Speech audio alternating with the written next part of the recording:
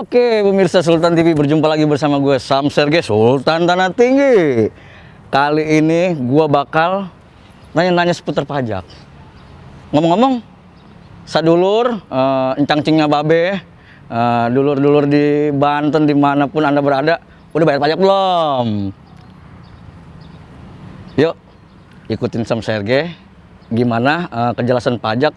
Gue dengar-dengar sih katanya pajak itu ada program menarik, jadinya wajib pajak itu ada kompensasi lah ya, agak ringan pembayarannya. Jangan kemana-mana, tantengin channel Sam Serge, Sultan Tanah Tinggi, keker-keker, nanya, WhatsApp bro, kemon.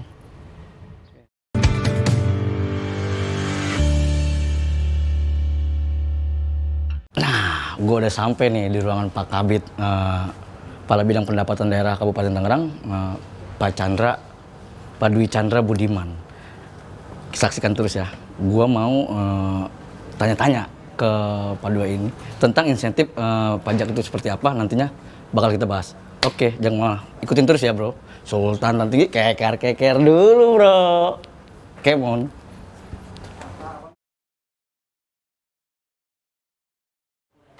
Adem juga nih ruangan. Halo Pak Kabid. Halo Bang Sem, alhamdulillah baik. Salam corona nih, nggak boleh kita jabat tangan, oke Bang? Jaga protokol kesehatan. Siap, waduh, kehormatan nih Abang datang ke tempat kita. Ngobrol sini. Ngobrol. Kemon, kita ngobrol sama Pak Kabid. Luar biasa beliau ada di tempat kita ini. Pak Kabid, Sultan mau nanya nih Pak Kabid. Anjay, Sultan Tanah Tinggi nih. Iya, oke, gimana? Pak Kabid, tentang insentif pajak itu seperti apa sih Pak Kabid di Kabupaten Tangerang ini? Nah, insentif pajak ini khususnya ya, saya kebetulan diamanahkan oleh yang terhormat Pak Bupati, Pak Wakil, Pak Sekda, saya sebagai Kepala Bidang PBB dan BPHTB, saya mungkin akan ngebahas sedikit lah. Siap. Ya mungkin nama ini Bang Sultan ini bisa disampaikan ke masyarakat Sultan semua nih, ya kan? Jadi di bulan Agustus ini, Kabupaten Tangerang, Pak Bupati mengeluarkan kebijakan insentif untuk wajib pajak PBB P2 dan BPHTB. Siap. Berupa yang pertama kita nggak kasih denda. Kita nggak kasih denda untuk seluruh masa pajak. Bagi masyarakat yang memiliki tunggakan, biasanya ada denda-denda yang harus dibayarkan untuk selama geber Agustus kita tiadakan. Yang kedua, selanjutnya ada juga pembebasan buku 1 untuk PBB P2. Itu buku 1 itu untuk mereka yang punya kewajiban PBB dari 0 hingga 100.000 rupiah. Kita bebasin. Sampai 100.000 itu dibebaskan ya? Kita bebaskan oleh Pak Bupati, dibebaskan. Yang selanjutnya, bagi wajib pajak yang di luar buku golongan 1, golongan 2, dan sampai dengan golongan 5, mereka boleh juga ngajuin pengurangan ke kita. Bisa, dengan alasan-alasan tertentu, karena memang kondisi pandemi ini. Jadi mereka nanti bisa ngajuin ke kita, baik perorangan maupun pelaku usaha, nanti kita kasih diskon maksimal 30%. Nanti kita teliti datanya kan gitu. Jadi buat yang perorangan itu salah satunya kita berikan untuk mereka penerima bansos. Kita kasihkan nanti. Terus untuk mereka korban PHK nih, banyak kan saudara-saudara kita akibat pandemi ini yang kurang beruntung. Mereka terkena PHK, dan untuk pelaku-pelaku usaha nanti kita teliti, kita telaah dokumennya seperti apa, kondisinya, nanti kita berikan diskon. Yang terakhir untuk BPHTB. Siap. BPHTB itu kita kasih diskon kurang lebih sebesar 10% di bulan Agustus. 10% di bulan Agustus. Orang bilangnya gini, kalau BPHTB itu kan sebenarnya biaya perolehan hak atas tanah dan bangunan. Tapi orang nyebutnya pajak pembeli kalau kita transaksi tanah dan bangunan. Begitu Bang. Gitu. Mohon bantuannya sebaliknya ke masyarakat, ke rakyatnya Sultan nih, ya kan? Kalau Sultan udah ngomong, biasanya rakyat manut semua. Insya Allah manut. Pak, kalau untuk manfaatnya sendiri itu untuk apa sih Pak? Manfaatnya cukup jelas ya. Manfaatnya bayar pajak udah jelas, itu kewajiban kita selaku warga negara. Pajak ini ya cara negara untuk mendapatkan penghasilan. Hasil dari pajak udah jelas lah. Digunakan untuk kepentingan pembangunan, digunakan untuk program-program pelayanan masyarakat, digunakan untuk program-program pemberdayaan masyarakat. Itu secara umum, secara besar. Tapi bagi kita pribadi sebagai wajib pajak, khususnya wajib pajak bumi dan bangunan, itu bagi kita pribadi ini bayar pajak rutin sama aja kita ngamanin aset kita. Karena begini, kalau kita rutin bayar pajak, aset kita insya Allah aman. Terjaga juga. Nggak akan terkena yang namanya sengketa, nggak akan tanah kita diserobot orang, nggak akan tanah kita bermasalah di urusan hukum. Karena itu kita pasti dijamin, Pak. Insya Allah aman. Oke. Insya Allah aman. Pemirsa, Aman, insya Allah. Justru banyak sengketa itu karena ada kelalaian kita. Sama adanya kayak Sultan punya mobil 10 biji nih. Asli. Misal di garasi 10 biji ya kan. Keluar satu. Tapi yang satu yang keluar ini kagak bayar pajak kendaraan bermotor kan. Kena tilang kan jalanan. Deg-degan kan kita. Kagak aman udah kan. Pasti nggak aman. Nggak aman, nggak nyaman. Bawa mobil aja nggak tenang. Tapi kalau kita sama PBB juga, kalau kita rutin bayar pajak, kita aman, kita nyaman, aset kita terjaga. Nilainya pun tetap terjaga. Kenapa saya bilang begitu? Karena begini, aturan yang sekarang orang nggak bisa bertransaksi kalau PBB-nya nunggak. Otomatis ketika kita ada keperluan mau jual aset, mau jual tanah, udah ada pembeli, bisa nggak jadi tuh pembeli gara-gara kita nunggak PBB. Begitu. Kalau untuk di industrinya itu gimana itu? Industri, nah ini pertanyaan masyarakat nih. Nah, ini industri nih kita bahas. Kenapa kita tidak samaratakan diskon sama rata semua? Setelah kita melihat keadaan dan kita melihat menelaah kondisi yang ada, ternyata pelaku usaha di Kabupaten Tangerang ini kan kita Tangerang dengan kota 1000 industri nih. Betul. Industri apapun ada di kita, mau industri lokal, industri yang memang komoditinya internasional ada di sini. Setelah kita telah ternyata corona ini, COVID-19 ini ternyata tidak semua berdampak negatif ke pelaku industri. Gitu. Untuk mereka pengusaha yang bergerak di bidang kesehatan, sekarang lagi dari sisi ekonomi lagi banyak order, lagi banyak job. Iya. Mereka yang produk disinfektan, mereka lagi produk sanitizer segala macam lagi. Itu kan untuk asas keadilan. Masa mereka kita berikan diskon juga? Kan tidak. Kan kita ada fungsi gotong royongnya di situ. Jadi yang tetap normal, bayar normal, yang memang ada kesusahan, kesulitan, nanti kita berikan indikator objektif apa? Nanti si WP itu, pelaku usaha itu, salah satu syarat yang kita harus dipenuhi oleh WP adalah mereka harus melaporkan laporan keuangan. Jadi dia harus memenuhi syarat.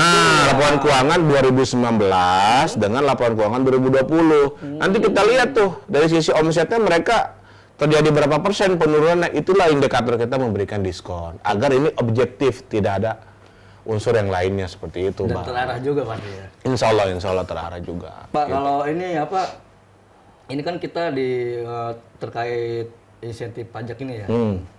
Kalau sebelum-sebelumnya itu gimana Pak? Pajak itu pendapatan seperti apa gitu? Dan di tengah pandemi seperti ini gitu? Alhamdulillah nih, kita PBB dan BPHTB. Kalau dua sektor pajak ini memang memiliki kontribusi terbesar lah dari kita kan ada 9 objek pajak di Tangerang nih. Tapi yang dua ini yang terbesar.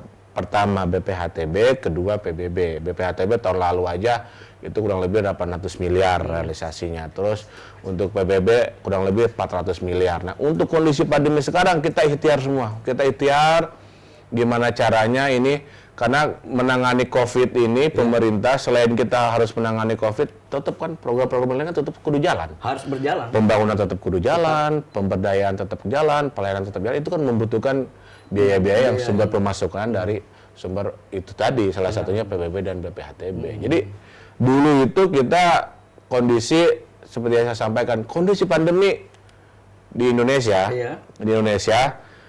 kasus pertama bulan Maret. Depok kan waktu itu ya. Depok. Ngerembet ke kita, Tangerang menerapkan PSBB tanggal 18 April. Iya kan? 18 April 2020 tuh pertama PSBB kita. Sampai sekarang PSBB memang belum dicabut karena memang ini dalam rangka untuk peningkatan disiplin masyarakat seperti itu. Jadi kalau kita lihat kenapa sih PSBB masih jalan? Itu bukannya kita memberikan kesulitan, tapi ini upaya pemerintah untuk menjaga, untuk melindungi masyarakat. Alhamdulillah, ikhtiar bersama kemarin masyarakat, pemerintah, swasta, penanganan kesehatan dari semenjak April hingga saat ini, kondisi pasien-pasien yang memang terkonfirmasi positif COVID, semuanya terlayani dengan baik. Kita tidak ada yang khawatir jumlah pasien melebihi kemampuan daya tampung rumah sakit. Syukur Alhamdulillah, ternyata itu semua tidak terjadi di Kabupaten Tangerang. Di Kabupaten Tangerang ya ternyata ya. Gitu. Dan untuk selanjutnya sekarang masuk ke Agustus nih. Kita kesehatan kita tetap penanganan tetap nggak kita kendorin, kita terus kita jaga. Karena ya. ini belum selesai urusan pandemi, tapi pemerintah juga selain urusan kesehatan juga harus menjaga sisi ekonomi. Karena akan menjadi masalah baru apabila kesehatan bisa kita tangani, ekonomi tidak bisa kita selamatkan, kan begitu. Makanya pemerintah melalui beberapa OPD sesuai program yang terhormat Pak Bupati, Pak Wakil, Pak Sekda, sekarang sedang fokus untuk penanganan dampak ekonomi. Dan nanti hasil-hasil dari uang pajak yang masuk, ya salah satunya untuk program itu, penanganan dampak ekonomi. Berarti ini untuk secara nggak langsung sih ya, itu pemulihan ekonomi juga. Pelan-pelan, kita dari bawah. Kita dari bawah, dari UMKM, segala macam kita dari bawah. Karena kan untuk industri tadi udah kita berikan keringanan-keringanan pajak yang tadi, ya kan. Terus juga kita juga walaupun kita ada PSBB kan Pak Bupati kebijakannya tidak menutup seluruh pabrik, tapi tetap pabrik boleh beroperasional tapi dengan protokol kesehatan. Kalau ada kasus satu pabrik yang terkena kasus, otomatis pabrik itu harus isolasi mandiri. Gitu, kayak begitu. Pak, gini nih Pak Kabit, makin seru juga ya obrolan. Iya Bang Sultan, siap. Mantap nih pemirsa. Jadi kalau untuk teknis ini kan protokol kesehatan. Siap.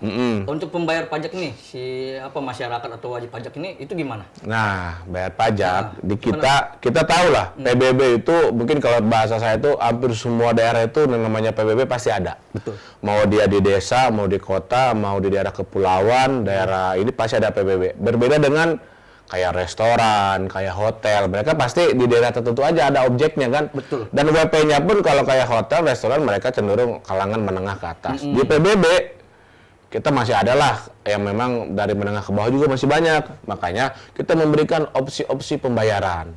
Kita tinggal masyarakat terserah maunya apakah bisa mau bayar ke BJB, monggo udah kita siapin. Mau bayar ke kantor pos juga monggo kita siapin. Kantor pos juga bisa. Terus yang nggak sempat ke BJB ke kantor pos, mau sambil belanja, mau bayar di Alfamart, Indomart, monggo kita siapin. Di Alfa juga ternyata bisa. Nah, buat kalangan milenial yang udah jadi wajib pajak PBB, mereka bisa bayar di mana aja, kapan aja melalui aplikasi Tokopedia dan Bukalapak. E-commerce juga kita rangkul. Berarti benar-benar dipermudah ya untuk Insya Allah. Dan Gitu. tujuan juga untuk kita bangkit lah. Iya, kita harus betul. Kan kita sesuai semangat pemerintah juga kondisi global kan udah era digitalisasi. Apa istilahnya Bang Sultan? 4.0.